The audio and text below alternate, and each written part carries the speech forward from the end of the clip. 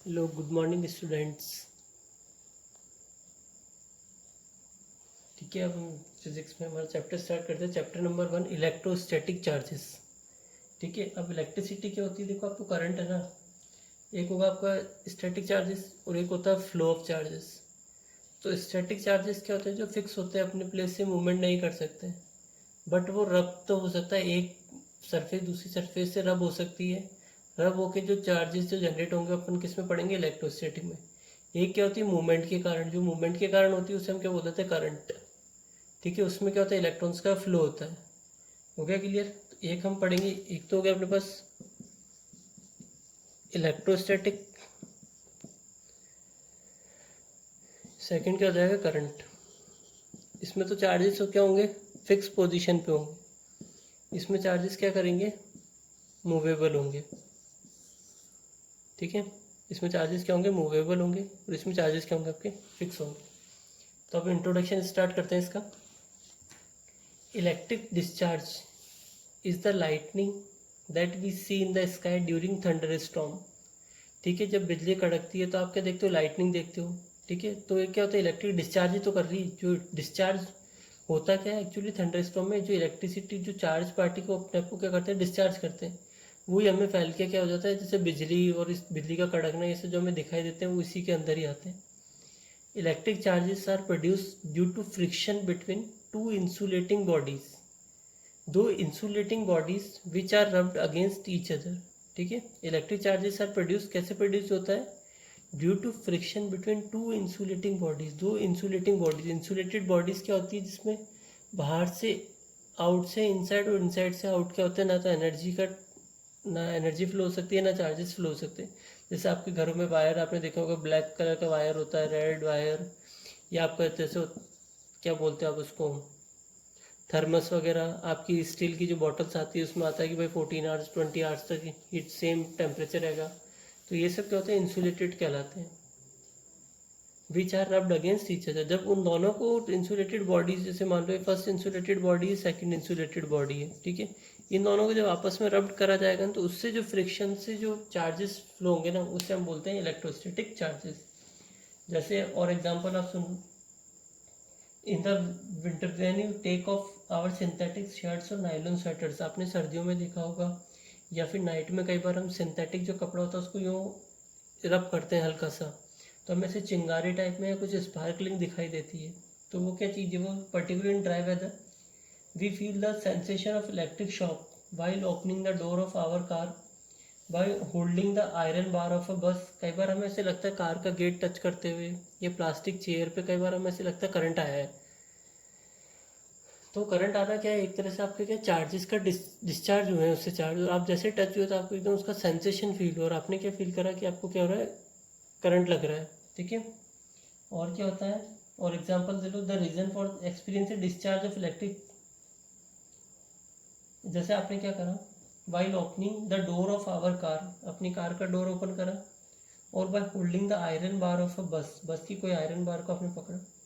After sliding from our seat, the reason for this experience is discharges of electric charge through our body which were accumulated due to rubbing of insulating surfaces। तो हमारी दो insulating surface के जो रब होने से वो क्या कहलाता है? आपके इलेक्ट्रोस्टैटिक चार्जेस कहलाते हैं। जैसे the glass rod is said to be electrified और चार्ज। ठीक है, जैसे आपने कोई ग्लास, आपने फर लिया, और एक आपने एक फर ले लिया, और एक आपने सपोज करो फर है और आपने एक रोड ले ली, उसको आपने इस पर रब करा रब करा रब करा, तो कुछ चार्जेस बात क्या होंगे? इस पे आपके जो इसके जो चार्जेस डिस्चार्ज होकर इस प्लेस पर आ जाएंगे। ठीक है, सिमिलरली आपने देखा होगा, आप क्या करते हो? बलून को अपने हेयर पे लगाया और थोड़ी देर रब करके आप बॉल पे चिपका दो, तो क्या होगा? डिस्चार्जेस से तो आया उसके ऊपर, तो उस वजह से उसके ऊपर पेस्ट होगा। The charges on insulating bodies can not move on their own, अपने आप से मूव नहीं करेंगी जब तक आप किसी अदर सरफेस को लाके उस पर मूवमेंट नहीं कराओगे। That is why they are called static charges, इसलिए उन्हें क्या बोला जाता है? स्टैटिक। वो अपने आप मूवमेंट नहीं करेंगे जब तक आप एक बात को या एक ऑब्जेक्ट को दूसरे ऑब्जेक्ट से रब नहीं कराओगे, तब तक उनमें मूवमेंट नहीं होगा। तो फिजिक्स की वो branch, the branch of physics which deals with the study of charges at rest the forces between the static charges, जो दो चार्जेस फिक्स है उनके बीच में जो फोर्सेस लग रहा है, fields and potentials due to this charges is called electrostatic और स्टैटिक इलेक्ट्रिसिटी। क्लियर है?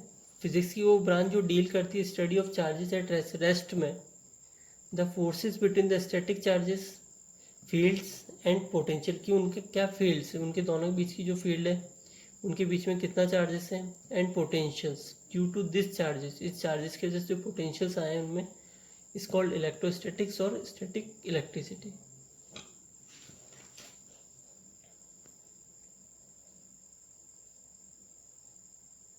और ये जो इलेक्ट्रिसिटी वर्ड आया है, इलेक्ट्रिसिटी वर्ड क्या है, ग्रीक वर्ड, ग्रीक माइथोलॉजी में कहा जाता है 600 BC के आसपास इसको फाइंड करा गया था। अब बात करते हैं इलेक्ट्रिक चार्ज की।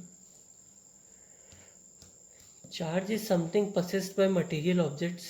क्या है? चार्ज इज समथिंग, चार्ज है क्या, पसेस्ड किसके द्वारा होता है, बाय मटेरियल ऑब्जेक्ट्स, कोई मटेरियल ऑब्जेक्ट से, किसी चीज़ का बना हुआ है मटेरियल से, that makes it possible for to them exert electric force. ठीक है, दैट इज पॉसिबल, जिसके द्वारा पॉसिबल हो रहा है टू एग्जर्ट, वो एग्जर्ट कर सके electric force, and to respond to electrical force, और इलेक्ट्रिकल फोर्स के वो क्या कर सके, रेस्पॉन्ड कर सके। ठीक है, तो इलेक्ट्रिक चार्ज क्या होता है, चार्ज इज समथिंग पसेस्ड, ठीक है, बाय मटेरियल ऑब्जेक्ट्स, जो मटेरियल ऑब्जेक्ट्स आपने लिए थे फर्स्ट और सेकंड दो मटेरियल के बने वाले ऑब्जेक्ट्स से लिए, that makes is possible for them to exert electric force and to respond to electric force. ठीक है, और किसको रेस्पॉन्ड करेंगे, इलेक्ट्रिक फोर्स के। ठीक है, क्योंकि आप जैसे ग्रेविटेशनल फोर्स में आपके पढ़ते दो ऑब्जेक्ट होते हैं, उनके बीच में मास होता है। ठीक है, ग्रेविटेशनल फोर्स, और इसमें देखो क्या है, आप वहाँ क्या पढ़ते हो, F=G m1 m2/r² या फिर d²। क्लियर है?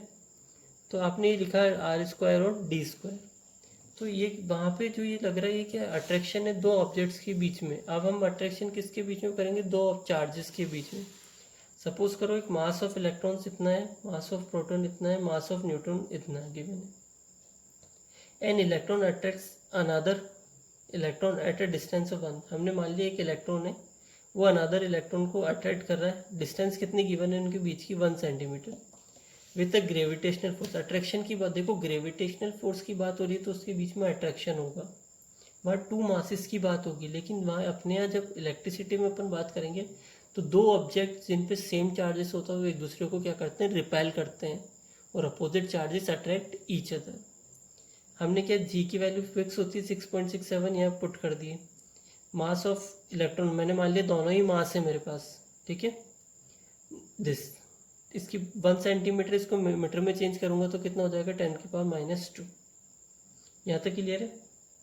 इसका होल स्क्वायर, तो अपने पास आ गया ये फोर्सेस क्या है, एन इलेक्ट्रॉन, इतने फोर्स से दो इलेक्ट्रॉन अपने आप को अट्रैक्ट करेंगे, an electron repels another with a force, और दो इलेक्ट्रॉन अपने आप को रिपल्स करेंगे, उसके लिए कितना फोर्स होगा, 2.3 × 10⁻24 न्यूटन। क्लियर है यहाँ तक?